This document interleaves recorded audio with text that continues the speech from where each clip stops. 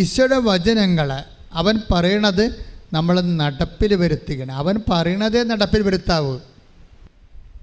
അവൻ പറയണതേ നടപ്പിൽ വരുത്താവൂ. അവൻ പറയുന്നത് ശ്രദ്ധിക്കണം. നമ്മൾ മോസസിന് ഇത്തിരി ശ്രദ്ധ കുറഞ്ഞു പോയി. അത് കാരണമാണ് വാഗ്ദാനം പ്രാപിക്കാതെ വന്നത്, അല്ലേ? അത് വചനം എഴുതിയിട്ടുണ്ടല്ലോ, നിയമാവർത്തനം 32:51 മുതൽ 52 വരെ. എന്തെന്നാൽ സിൻ മരുഭൂമിയിൽ കാദേശിലെ മെരീബ ജലാശയത്തിന് സമീപം ഇസ്രായേൽ ജനത്തിന്റെ മുൻപിൽ വച്ച് നീ എന്നോട് അവിശ്വസ്തമായി പെരുമാറി എന്റെ പരിശുദ്ധിക്ക് നീ സാക്ഷ്യം നൽകിയില്ല. ഇസ്രായേൽ ജനത്തിന് ഞാൻ നൽകുന്ന ആ ദേശം നീ കണ്ടുകൊള്ളുക.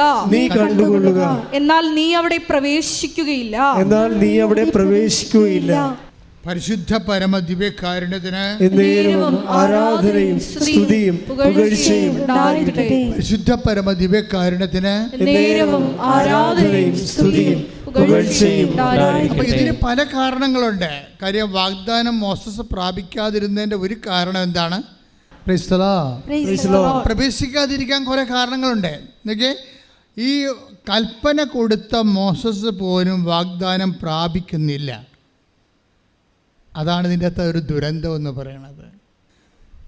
ഇസ്രായേൽ ജനത്തിൻ്റെ മുമ്പിൽ ദൈവത്തിൻ്റെ പരിശുദ്ധിക്ക് അല്ലെങ്കിൽ ദൈവത്തിൻ്റെ വചനത്തോടുള്ള വിശ്വസ്തതയ്ക്ക്, സൂക്ഷ്മതയുള്ള വിശ്വസ്തതയ്ക്ക് മോസസ് സാക്ഷ്യം വഹിച്ചില്ല, അല്ലേ?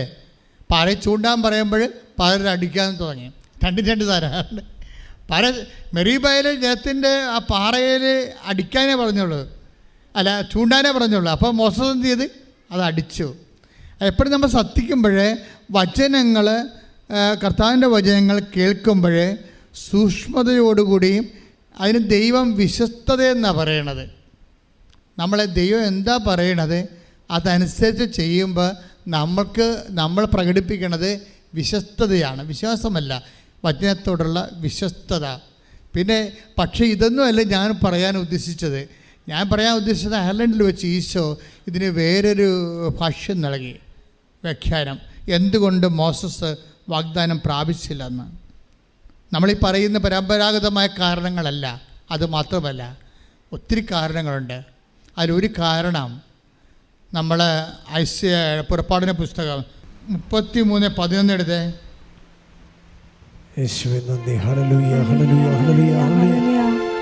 പുറപ്പാട് 33:11. സ്നേഹിതനോടെന്ന പോലെ കർത്താവ് മോശയോട് മുഖാഭിമുഖം സംസാരിച്ചിരുന്നു. അതിനുശേഷം മോശ പാളയത്തിലേക്ക് മടങ്ങിപ്പോകും. എന്നാൽ അവൻ്റെ സേവകനും നൂനിൻ്റെ പുത്രനുമായ ജോഷുവ എന്ന യുവാവ് കൂടാരത്തെ വിട്ടുപോയിരുന്നില്ല. ഇവിടെയാണ് പ്രോബ്ലം വരുന്നത്. കണ്ട, ഇത് നിങ്ങൾ ശ്രദ്ധിക്കണം. ഉടമ്പടിയിൽ നിങ്ങൾ നാളെ വാഗ്ദാനം പ്രാപിക്കാൻ ഉദ്ദേശിക്കുന്നുണ്ടെങ്കിൽ മോസസിന് കൈമോശം വന്ന ഈ വിഷയം നിങ്ങൾ തിരുത്തേണ്ടി വരും. എന്താ നമ്മുടെ പുറപ്പാട് 11 വായിച്ചു. പുറപ്പാട് 33:11 വായിച്ചേ. സ്നേഹിതനോടെന്ന പോലെ കർത്താവ് മോശയോട് മുഖാഭിമുഖം സംസാരിച്ചിരുന്നു. അതിനുശേഷം മോശ പാളയത്തിലേക്ക് മടങ്ങിപ്പോകും. എന്നാൽ അവന്റെ സേവകനും നൂനിന്റെ പുത്രനുമായ ജോഷുവ എന്ന യുവാവ് കൂടാരത്തെ വിട്ടുപോയിരുന്നില്ല. എൻ്റെ മക്കളെ, ഇതിൻ്റെ മുഴുവൻ രഹസ്യം ഇരിക്കുന്നത് ഈ വചനത്തിലാണ്. മോസസ് എന്തുകൊണ്ട് വാഗ്ദാനം പ്രാപിച്ചില്ല? അത് കാരണം ദൈവം ഉദ്ദേശിച്ചിരുന്നത് മോസസിന് കാര്യങ്ങൾ അറിയാവുന്ന ആളാണ്. പക്ഷേ കാര്യം അറിയാവുന്ന ആൾ അറിയുന്ന കാര്യങ്ങളെ പ്രയോഗിക്കുന്നതിൽ സൂക്ഷ്മത പിഴവ് വരുന്നുണ്ട്. മോസസിൻ്റെ കാര്യങ്ങൾ അറിയാം. എന്താ അറിയാവുന്നത്? പുറപ്പാട് 14:14 എടുത്തേ. പുറപ്പാട് 14:14. പറഞ്ഞേ, വായിച്ചേ. കർത്താവ് നിങ്ങൾക്ക് വേണ്ടി യുദ്ധം ചെയ്തുകൊള്ളും. നിങ്ങൾ ശാന്തരായിരുന്നാൽ മതി. അപ്പോഴേ വാഗ്ദാനം പ്രാപിക്കുന്നതിലുള്ള ഒരു പ്രാർത്ഥനാനിർഭരമായ ശാന്തത ഇതിൻ്റെ ഒരു പ്രീ റെക്വിസിറ്റാണ്. മനസ്സിലായേ? വെകിളി പിടിച്ച് ശാന്തപ്പെട്ട് നടന്നില്ലല്ലോ, ഒത്തില്ലല്ലോ, പിന്നെയും തോറ്റല്ല എന്ന് പറഞ്ഞ് ചില പ്രാന്തികൾ നടക്കണില്ലേ. അയ്യോ, ഞാൻ ഉടമ്പടി എടുത്തില്ല, ഞാൻ ഇനി എന്താണ് കുഴപ്പം സംഭവിച്ചത്, നടന്നില്ലല്ല, ഓഫർ ലെറ്റർ വന്നില്ല എന്ന് പറഞ്ഞ് വെകിളിയും പിടിച്ച് നടക്കണില്ലേ. ഈ വെകിളിക്കാർ ശ്രദ്ധിക്കും. ഇതിനൊരു പ്രാർത്ഥനാ നിർഭരമായ, നിങ്ങളെപ്പോഴും ഓഫർ ലെറ്റർ അല്ലെങ്കിൽ വിസ എന്ന് പറഞ്ഞുകൊണ്ട് ഇങ്ങനെ പ്രാന്തി പിടിച്ച് കമ്പ്യൂട്ടറായിട്ട് ഇങ്ങനെ കണ്ണ് തള്ളിപ്പോയി നോക്കിയിട്ട് കാര്യമില്ല. മര്യാദയ്ക്ക് നിങ്ങൾ ഉടമ്പടി ചെയ്ത് ജീവിതത്തെ നോക്കണം. ഇവിടെ എന്താ സംഭവിച്ചിരിക്കുന്നത്? ഓരോ വിഷയത്തിൽ അങ്ങനെയാണ് ഉടമ്പടിക്ക്. അതിൻ്റെതായിട്ടുള്ള ഒരു പ്രാർത്ഥനാ നിർഭരമായ ശാന്തതയുണ്ട്. എന്താ പുറപ്പാട് 14:14 എന്താ പറയണത്? കർത്താവ് നിങ്ങൾക്ക് വേണ്ടി യുദ്ധം ചെയ്യും. നിങ്ങൾ ശാന്തരായി ഇരുന്നാൽ മതി. അതായത് എവിടെ ഇരിക്കണം? കലിക കുത്തിരിക്കണം. വല്ലയിടത്തും പോയിരുന്നൊരു കാര്യമില്ല. കർത്താവിൻ്റെ കൂടെ ഇരിക്കണം. ഉടമ്പടി ധ്യാനം കൂടിയും അതെന്താണെന്ന് നോക്കിയും അതിൻ്റെ വശങ്ങൾ മനസ്സിലാക്കിയും പ്രാർത്ഥിച്ച് നോക്കിയും മാതാവിനോട് പ്രാർത്ഥിച്ചും നിങ്ങൾ ആവശ്യമില്ലാത്ത വെകിളി കാണിക്കരുത്. വെകിളി ദൈവത്തിന് ഇഷ്ടമില്ലാത്ത സംഭവമാണ്.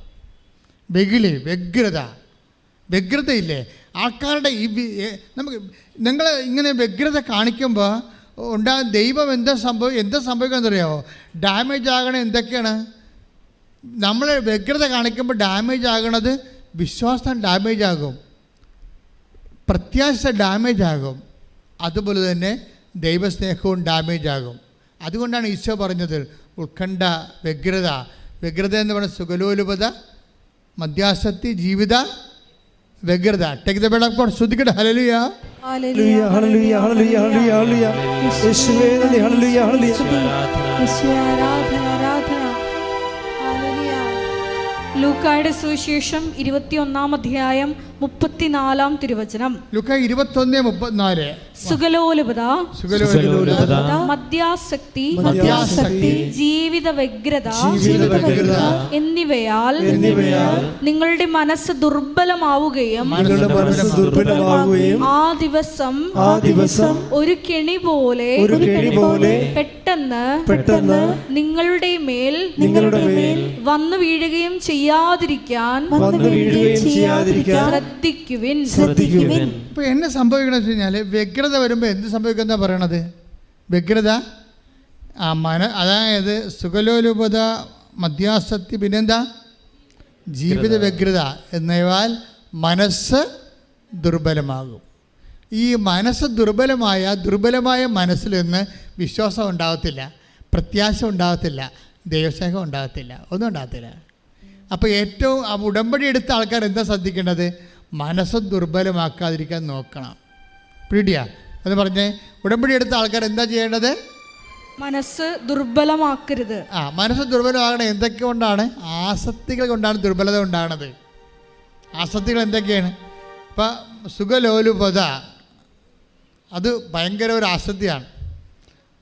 എപ്പോഴും നല്ല ഭക്ഷണം കഴിക്കണം, നന്നായിട്ട് ഉറങ്ങണം, നന്നായിട്ട് ആൾക്കാരുമായിട്ട് ജോളിയായിട്ട് പോകണം, സിനിമ കാണണം.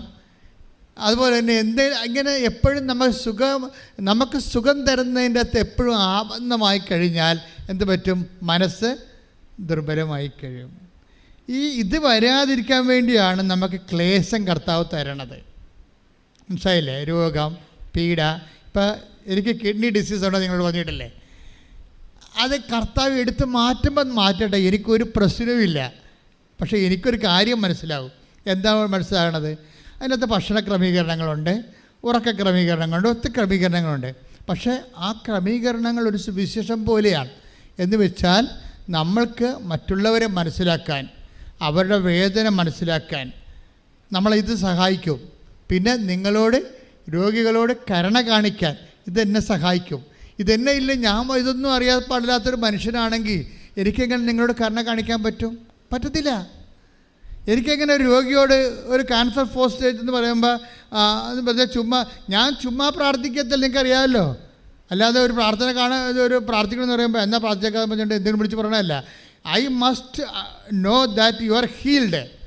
അതിനെന്തെല്ലാം ഇൻവെസ്റ്റ്മെൻറ്റ് ചെയ്യാൻ പറ്റും ഞാൻ എല്ലാം പ്രാർത്ഥനയിൽ കർത്താവിനോട് ഞാൻ ചോദിച്ച് മനസ്സിലാക്കിയിട്ടുണ്ട്.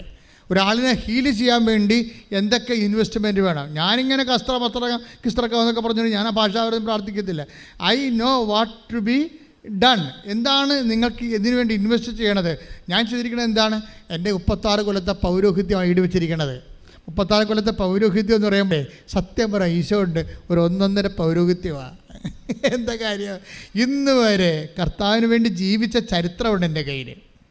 കർത്താവിന് വേണ്ടി മിഷനായിട്ട് അറിയിച്ചും അറിഞ്ഞവരെ ആഴപ്പെടുത്തിയും കൊണ്ട് കടലിലും കരയിലും ചുറ്റു സഞ്ചരിച്ചും ജനങ്ങൾക്ക് വേണ്ടി. ഞാൻ പറഞ്ഞില്ലേ, രാവിലെ 9 മണി തൊട്ട് രാത്രി ഈ പേഷ്യൻ്റാണെന്ന് പറയുന്ന ആളാണ് ചെയ്തിരിക്കുന്നത്. രാവിലെ 9 മണി തൊട്ട് രാത്രി 11:45 വരെ നിൽക്കുകയാണ്. അത്രയും ടൈം നിന്ന് ഉച്ചക്ക് ഊണ് കഴിക്കാൻ പോയി, സത്യമായിട്ടും പോയി. അത് 10 മിനിറ്റേ പോയുള്ളൂ. അത്രയും നിൽക്കണേ. എന്ത് വേണം നമുക്ക്? അഭിഷേകം വേണം. നമുക്കറിയാവില്ല, നമ്മൾക്കെല്ലാവരും നിങ്ങൾ പറയണത് രോഗം സൗഖ്യമാക്കണം, വീട് കെട്ടാം, ജോലി വേണം, അതിന് പിന്നെ മക്കളെ വേണം. നിങ്ങൾ ഇതൊന്നും അല്ല ചോദിക്കേണ്ടത്. ദൈവത്തിൽ ഇതിനെല്ലാം കൂടി സിംഗിൾ പാക്കേജ് ഉണ്ട്. നിങ്ങൾ ചോദിക്കേണ്ടത് അഭിഷേകമാണ്. കർത്താവേ, ഇത് നീ എനിക്ക് അനുഭവിച്ചു തരുന്നവരെ നിലനിൽപ്പിനുള്ള വരം നൽകണമേ. പ്രാർത്ഥിച്ച്, കർത്താവേ, ഉടമ്പടിയിൽ വെച്ച കാര്യങ്ങള് നീ എനിക്ക് അനുവദിച്ചു തരും വരെ നിലനിൽക്കാനുള്ള അഭിഷേകം നൽകണമേ. കർത്താവ്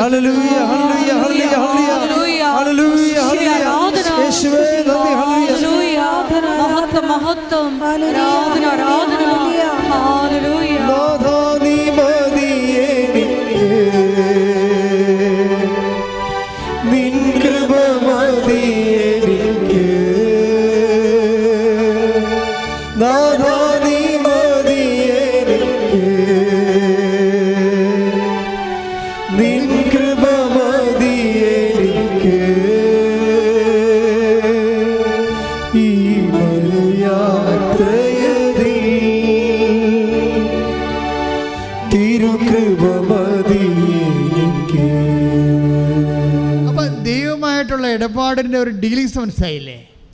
ഇപ്പം ക്രിസ്തുവിൻ്റെ പീഡാനുഭവത്തിൻ്റെ മുദ്ര എൻ്റെ ശരീരത്തിലുണ്ട്. ക്ലിയറല്ലേ? അത് രോഗമായിട്ട് 1 2 3 ഉണ്ട്. ഈ ശ്വാസകോശ രോഗമൊക്കെ ഞാൻ ഇവിടെ നിന്ന് വണ്ടി കയറിയപ്പോൾ തന്നെ കർത്താവ് ബ്ലോക്ക് ചെയ്തു. അവിടെ ഒന്നും ഉണ്ടായില്ലേ, ഇവിടെ വന്നപ്പോൾ തിരിച്ചുണ്ടായി. അത് ബ്ലോക്ക് ചെയ്ത് കളഞ്ഞ്. അതെല്ലാവരും നിങ്ങളെല്ലാവരുടെയും പ്രാർത്ഥന, എൻ്റെ പേഴ്സണൽ സ്റ്റാഫിൻ്റെ പ്രാർത്ഥന എല്ലാം കൊണ്ട്, അത് ഇവിടുത്തെ സ്റ്റാഫിൻ്റെ പ്രാർത്ഥന കൊണ്ട് കർത്താവ് ബ്ലോക്ക് ചെയ്ത്. എനിക്ക് ഒരു ശ്വാസം മുട്ടലും ഉണ്ടായിട്ടില്ല. നല്ല മഴയും തണുപ്പുമുള്ള സമയത്തും ഞാൻ സ്ഥലത്ത് അവിടെ പോയായിരുന്നു.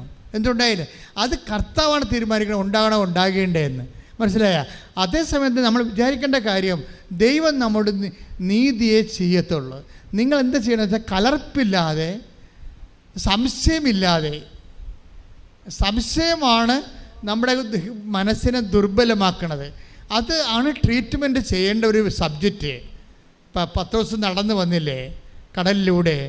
അപ്പം കർത്താവ് അവൻ താന്നു പോയില്ലേ? എന്തുകൊണ്ടാണ് താന്നു പോയത്? അല്പവിശ്വാസി, നീ സംശയിച്ച. Take the word of God. ശ്രദ്ധിക്കട്ടെ. ഹല്ലേലൂയ, ഹല്ലേലൂയ, ഹല്ലേലൂയ, ഹല്ലേലൂയ, ഹല്ലേലൂയ. യേശുവേ നന്ദി. ഹല്ലേലൂയ, ഹല്ലേലൂയ, ഹല്ലേലൂയ. മത്തായി 14:31. മത്തായി 14:31. ഉടനെ യേശു കൈ നീട്ടി അവനെ പിടിച്ചുകൊണ്ട് പറഞ്ഞു, അല്പവിശ്വാസം. 14:31. ശ്രദ്ധിക്കട്ടെ. ഹല്ലേലൂയ, ഹല്ലേലൂയ, ഹല്ലേലൂയ. യേശു കൈ നീട്ടി അവനെ പിടിച്ചുകൊണ്ട് പറഞ്ഞു. യേശു കൈ നീട്ടി അവനെ പിടിച്ചുകൊണ്ട് പറഞ്ഞു, അല്പവിശ്വാസി, നീ സംശയിച്ചതെന്തിന്? അപ്പൊ ഈ അല്പവിശ്വാസം ആണ് എന്ത് ചെയ്യണത്? മനസ്സിനെ ദുർബലമാക്കുന്നത്. അല്പവിശ്വാസം കൊണ്ടാണ് സംശയം വരണത്. ഇപ്പം വ്യഗ്രതയും നേരത്തെ കണ്ടത് എന്താണ്? മനസ്സ് ദുർബലമാകണത് എന്താണ്? വ്യഗ്രത അല്ലേ? 21 ലൂക്കാന്റെ സുവിശേഷം 21:10 4 സുഖലോലുപത, മദ്യാസക്തി, ജീവിത വ്യഗ്രത എന്നിവ മനസ്സ് ദുർബലമാകും. അപ്പോൾ വ്യഗ്രത ഒരു പ്രശ്നമാണ്. വ്യഗ്രതയും അതേസമയം തന്നെ പിന്നെ എന്താണ്, സംശയവും. ഈ 2 സംഭവം നമ്മൾ ട്രീറ്റ് ചെയ്യേണ്ട രോഗങ്ങളാണ്, വ്യഗ്രതയും സംശയവും. നിങ്ങൾ ശരിക്കും പറഞ്ഞാൽ ഉടമ്പടിയുടെ ആദ്യ കാലങ്ങളിലൊക്കെ ശരിക്കും ഗൺ പോയിൻ്റ് കൊണ്ടുവരേണ്ടത് വ്യഗ്രതയും അതുപോലെ തന്നെ സംശയത്തെയുമാണ് ചികിത്സിക്കേണ്ടത്. പ്രാർത്ഥിക്കുക, കർത്താവ് ദൈവമേ, എൻ്റെ ജീവിതത്തിലുള്ള വ്യഗ്രതയെയും സംശയത്തെയും നിന്റെ വിശുദ്ധമായ രക്തത്താൽ കഴുകി നീ വിശുദ്ധീകരിച്ച് എന്നെ ബലപ്പെടുത്തണമേ.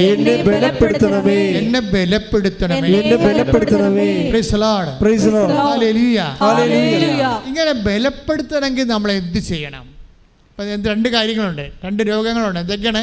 സ്പിരിച്വൽ ഡിസീസ് 2 എന്താണ്? ഇനിയും ഉണ്ടാകുമേ, ഈശോ പറയണനുസരിച്ച് ഞാൻ പറഞ്ഞു തരാം. ഒന്നാമത്തെ എന്താണ്? സംശയം. രണ്ടാമത്തെ എന്താണ്? വ്യഗ്രത. ഈ വ്യഗ്രതയെ മാറ്റി, സംശയം മാറ്റി മനസ്സിനെ ദുർബലമെന്നല്ല പറഞ്ഞത്. ദുർബലമാകുമ്പോൾ തന്നെ നമ്മളെന്താ പറയണത്? അതിനെ ബലപ്പെടുത്തേണ്ടി വരും. മനസ്സിനെ ബലപ്പെടുത്തണം. മനസ്സിനെ ബലപ്പെടുത്തണമെങ്കിൽ എന്ത് ചെയ്യണം? അത് നമ്മൾ അറിയണ്ടേ? അതിൻ്റെ മരുന്ന് എന്താണ്? അതിൻ്റെ ടോണിക് എന്താണ്? ഇഞ്ചക്ഷനാണ്, IV ആണ്, ടോണിക്കാണ്, ടാബ്ലറ്റ്സ് ആണ്? എന്താണ് നമ്മൾ കഴിക്കേണ്ടത് മനസ്സിനെ ബലപ്പെടുത്താൻ? മോസസ് എന്താണ് കഴിക്കാതിരുന്നത്? എന്താണ് അറിയേണ്ടത് മനസ്സിനെ ബലപ്പെടുത്താൻ വേണ്ടി? കാര്യം എന്താ? വാഗ്ദാന നാട് കക്ഷി പ്രാപിക്കത്തില്ലെന്ന് ദൈവം മുഖത്ത് നോക്കി പറഞ്ഞില്ലേ? ഉടമ്പടിയുടെ നീ വെച്ചിരിക്കണം ഒരു നിയോഗം നടക്കത്തില്ലെന്ന് ദൈവം മുഖത്ത് നോക്കി പറയും. നിൻ്റെ പോക്കും കളി ഇതുപോലെ ആണെങ്കിൽ നീ ഉടമ്പടി വെച്ചിരിക്കണ ഒരു സംഭവം നടക്കത്തില്ലെന്ന് ദൈവം നിൻ്റെ മുഖത്ത് നോക്കി പറയും. എന്താ കാര്യം? മോസസിനോട് പറഞ്ഞിട്ടുണ്ട്, ഉടമ്പടി നീ വെച്ച കാര്യങ്ങളൊന്നും നടക്കത്തില്ല, വാഗ്ദാന നാട് നീ പ്രാപിക്കത്തില്ല. അതെന്തുകൊണ്ടാണ് അങ്ങനെ പറയാൻ കാരണം വെച്ച് കഴിഞ്ഞാൽ, അയർലൻഡ് വഴി ഈശോ പറഞ്ഞ ഇതാണ്, മോസസും ജോഷുവയും തമ്മിൽ ഒരു വ്യത്യാസമുണ്ട്. അതാണ് വിഷയം. എന്തൊക്കെയാണത്? 33:11 എടുത്ത് ഉറപ്പാട്. 33:11 സ്നേഹിതനോടെന്ന പോലെ കർത്താവ് മോശയോട് മുഖാഭിമുഖം സംസാരിച്ചിരുന്നു. അതിനുശേഷം മോശ പാളയത്തിലേക്ക് മടങ്ങിപ്പോകും. എന്നാൽ അവന്റെ സേവകനും നൂനിന്റെ പുത്രനുമായ ജോഷുവ എന്ന യുവാവ് കൂടാരത്തെ വിട്ടുപോയിരുന്നില്ല. മോസസ് വിട്ടുപോയിട്ടും ജോഷുവ കൂടാരത്തെ വിട്ടുപോണില്ല. ഗ്യാപ്പ് ഒരു പ്രോബ്ലമാണ്, മനസ്സിലായില്ലേ? ഉടമ്പടിയിൽ വാഗ്ദാനം പ്രാപിക്കാൻ ഗ്യാപ്പ്. മോസസിനും ഗ്യാപ്പുണ്ട്. നഴ്സുമാർക്കും എഞ്ചിനീയർമാർക്കും പ്രൊഫഷണൽസിന് അറിയാം ഗ്യാപ്പ് എന്ന് എന്താണെന്നറിയാം. ഗ്യാപ്പ് ഒരു പ്രോബ്ലമാണ്. ഇവിടെ തന്നെയല്ല, എല്ലായിടത്തും. ഇവിടെ എന്താ പ്രോബ്ലം? അതായത് സ്ഥിരത എന്നുള്ളതൊരു പ്രധാനപ്പെട്ട വിഷയമാണ്. 1 തിമോത്തി 6:6 ഉള്ളതുകൊണ്ട് തൃപ്തിപ്പെടുന്നവന് എന്ന് പറഞ്ഞ ഉള്ളത് കൊണ്ട് തൃപ്തിപ്പെടുന്നതിന് ദൈവഭക്തി വലിയൊരു നേട്ടമാണ്. 6:11 എടുത്ത് ശ്രദ്ധിക്കട്ടെ. ഹല്ലേലൂയ. എന്നാൽ ദൈവിക മനുഷ്യനായ നീ ഇവയിൽ നിന്ന് ഓടി അകലണം. നീതി, ദൈവഭക്തി, വിശ്വാസം, സ്നേഹം, സ്ഥിരത, സൗമ്യത എന്നിവയെ ഉന്നം വയ്ക്കുക. സ്ഥിരത നമ്മളെ അതായത് നമ്മുടെ ഗൺ പോയിന്റിൽ കൊണ്ടുവരേണ്ട ഒരു വിഷയമാണ് സ്ഥിരത. അതായത് ഇപ്പം കുറച്ച് പ്രാർത്ഥിച്ച്, രാവിലെ പ്രാർത്ഥിച്ചു, പിന്നെ നിങ്ങൾക്ക് തോന്നിയ മാസം പോലെയൊക്കെ ജീവിച്ചു, വൈകുന്നേരം എടുത്ത് ഉടമ്പടി പ്രാർത്ഥിച്ചു, പിന്നെ നിങ്ങൾക്ക് തോന്നിയ മാസം പോലെ തോന്നിയ മാസം കുറച്ചതൊക്കെ പറഞ്ഞ് ആവശ്യമുള്ളത് ഇല്ലാത്ത പറഞ്ഞ് ദൈവത്തെ ഇറക്കാത്ത കാര്യമൊക്കെ പറഞ്ഞിട്ട് രാവിലെ എടുത്ത് പ്രത്യക്ഷിക്കുന്ന പ്രാർത്ഥന ചൊല്ലി അപ്പോൾ പോയി, സ്ഥിരത പോയി. സ്ഥിരത എന്ന് പറയുന്നത് ഒരു പ്രധാനപ്പെട്ട കാര്യമാണ്. ഉടമ്പടിയല്ലേ ദൈവമായിട്ട്. അപ്പോഴേ ഇതിൻ്റെ ഇടയ്ക്കെല്ലാം ദൈവത്തിന് നിരക്കാത്ത വർത്തമാനങ്ങളെ ഒഴിവാക്കണം. മനസ്സിലായില്ലേ? ദൈവമായിട്ടുള്ള സ്ഥിരത എന്ന് പറഞ്ഞാൽ നിങ്ങൾക്ക്, അതായത് നമ്മൾ ഉപയോഗിക്കുമ്പോൾ ദൈവത്തോട് ഉടമ്പടി ചെയ്തുള്ളൊരു ജീവിതമാണെന്നുള്ളത് നമുക്ക് തന്നെ ഒരു ബോധം ഉണ്ടാകണം. അല്ലാതെ ഇത് കൊണ്ടുവന്ന് ഏതാണ്ട് കൊണ്ടുവന്ന് എഴുതി ആട് പ്രസവിക്കണം, അമ്മ പ്രസവിക്കണം എന്നൊക്കെ പറഞ്ഞ് എഴുതി കൊണ്ടുവന്ന് ഇടത്തില്ലേ, ഈ നേരത്തെ പെട്ടി കൊണ്ടുവന്ന് ഇടത്തില്ലേ ആൾക്കാർ. അതുപോലുള്ള അഭ്യാസം കാണിച്ചിട്ട് പോരുത്. എന്തിനാണ് ആത്മബലം പ്രാപിക്കണം? എന്തിനാണ് ആത്മബലം പ്രാപിക്കണത്? കർത്താവിനെ കൈമാറാൻ. ആരെ കണ്ടാലും നിന്റെ ആത്മാവിൽ അഭിഷേകം ഉണ്ടാകണം. എന്താണ്?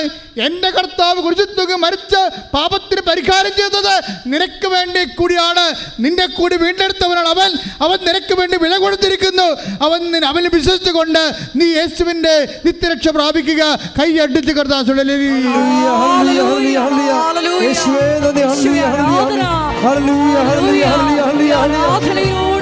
ഞങ്ങളെയും ഒരു മരിയൻ പോരാളികളാക്കി മാറ്റണമേ. സുവിശേഷം കൈമാറുവാൻ ഞങ്ങളെ ഉപകരണമാക്കണമേ. ഹല്ലേലൂയ.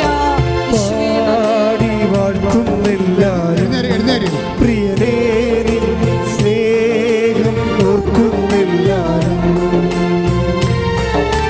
പാടി വാഴ്ത്തുന്നില്ലാരും. പ്രിയനേ സ്നേഹം ഓർക്കുന്നില്ലാരും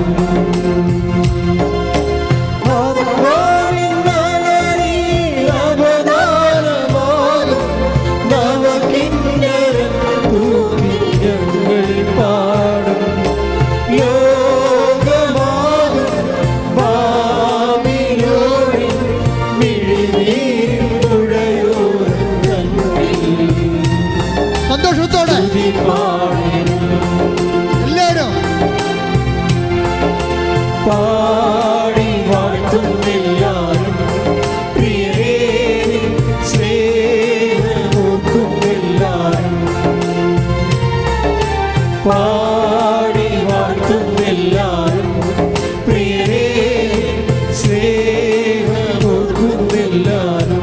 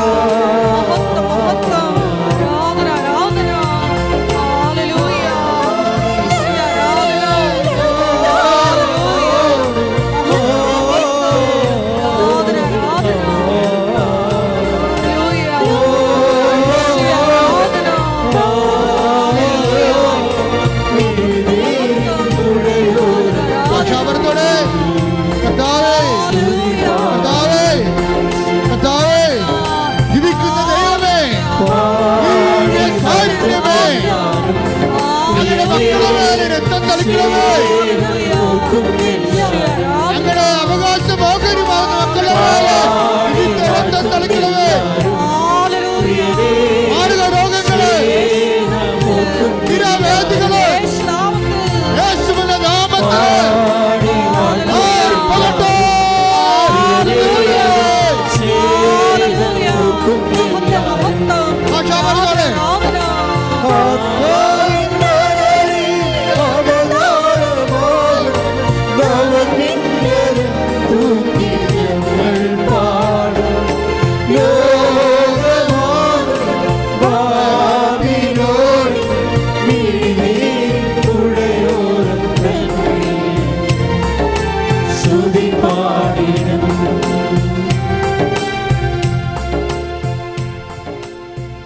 നല്ല അഭിഷേകത്തിന് സമയമാണ്. ഇതേ പാട്ട് തന്നെ നമ്മൾ വീണ്ടും പാടുമ്പോഴൊക്കെ നിങ്ങൾ ശ്രദ്ധിച്ചുകൊണ്ടിരിക്കണം. ശ്രദ്ധിക്കുമ്പോഴൊക്കെ എൻ്റെ മക്കളെ അടിപ്പണ പോലെ പൈതാക്കള ദൈവികമായ കരുത്ത്, കൃപ, അമ്മ മാതാവിൻ്റെ മധ്യസ്ഥതയിൽ വിശുദ്ധന്മാരുടെ നിത്യമധ്യസ്ഥതയിൽ നമ്മളിലേക്ക് ആവശിച്ചുകൊണ്ട് ദൈവം നമ്മളിൽ അംഗീകാരം മുദ്ര ചാർത്തിക്കൊണ്ട് ദൈവത്തിൻ്റെ നാമത്തിൽ ഉടമ്പടിയെ സ്വീകരിക്കുന്ന വലിയ തീജ്വാലകൾ അഭിഷേകമായി ലഭിക്കാൻ, അതിലൂടെ നമ്മൾ സൗഖ്യപ്പെടാൻ വേണ്ടി സൗഖ്യം ഇല്ലാത്ത എല്ലാ സ്ഥലങ്ങളിലും കൈകൾ വെച്ചുകൊണ്ട് അതിശക്തമായി സ്തുതിക്കട്ടെ. ശരീരത്തിൽ സൗഖ്യമില്ലാത്ത എല്ലാ സ്ഥലങ്ങളിലും നിങ്ങളുടെ കൈകൾ വെച്ചുകൊണ്ട് അതിശക്തമായി സ്തുതിക്കട്ടെ.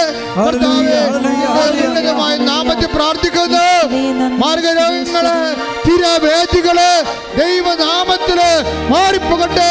കിഡ്നി രോഗങ്ങള്, കരരോഗങ്ങള്, ഹൃദയരോഗങ്ങള്, ക്യാൻസർ രോഗങ്ങള് കർത്താവേ നിന്റെ ഉൾക്കട നൽകുന്ന വിശുദ്ധമായ രക്തത്താൽ ഓരോ മക്കളുടെയും അടിമുടി കർത്താവേ കഴുകണമെന്ന് പ്രാർത്ഥിക്കുന്നു. യേശുവിന്റെ നാമത്തില് മാർഗരോഗങ്ങള് മാറിപ്പോകട്ടെ, ശുദ്ധിക്കട്ടെ.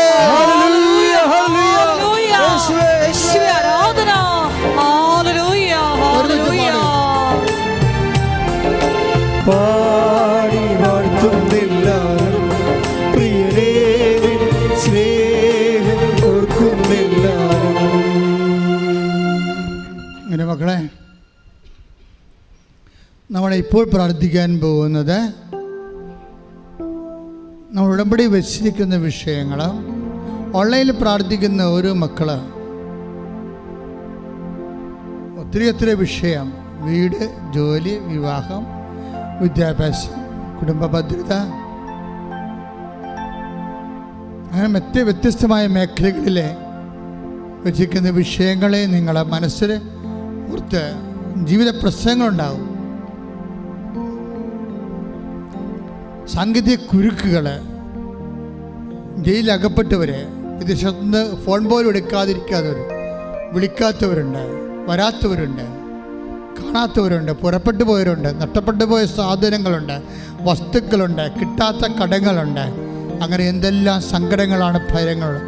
അധ്വാനിക്കുന്നവനെ, ഭാരം വഹിക്കുന്നവനെ എൻ്റെ അടുക്ക് വരുവാൻ യേശു മാത്രമേ മനുഷ്യ രാശിയോട് പറഞ്ഞിട്ടുള്ളെങ്കിൽ നിന്റെ വിഷയങ്ങളുടെ മേൽ ദൈവം തീരുമാനമുണ്ടാക്കാൻ പോകുന്നു. ശ്രദ്ധിക്കട്ടെ.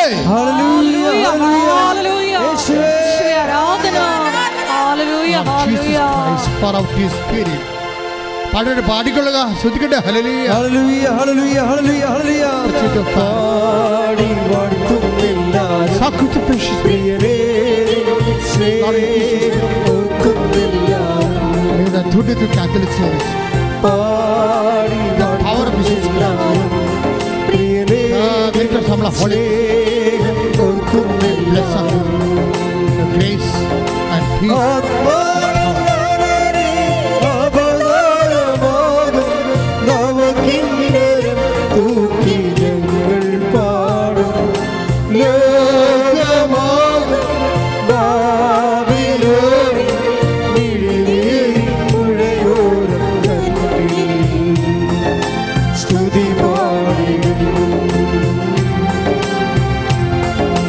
പാടി വാഴ്ത്തുന്നെല്ലാരും പ്രിയരേ സ്നേഹം ഓർക്കുന്നെല്ലാരും. പാടി വാഴ്ത്തുന്നെല്ലാരും പ്രിയരേ സ്നേഹം ഓർക്കുന്നെല്ലാരും.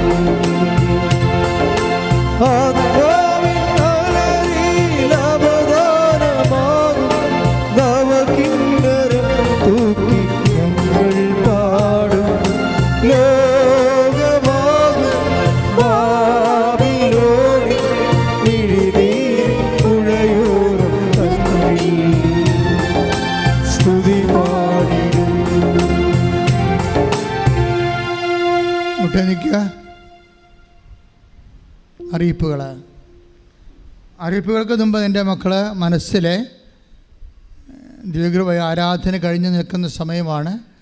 മനസ്സിലെ അച്ഛൻ വിട്ടുപോയ വിഷയങ്ങൾ, നിങ്ങൾക്ക് ഏറ്റവും പ്രിയപ്പെട്ടതായിട്ട് ഈ ആഴ്ചയിൽ നടക്കേണ്ട കാര്യങ്ങൾ, നടക്കേണ്ട നിയോഗങ്ങൾ, ഒരു കഴിവില്ലാതെ നിങ്ങൾ പെട്ടിരിക്കുന്ന അവസ്ഥകൾ പരിശുദ്ധ അമ്മയുടെ മധ്യസ്ഥയിൽ ഇപ്പം തന്നെ മൗനമായി പ്രാർത്ഥിച്ച് കണ്ണീരോടെ സമർപ്പിക്കുക.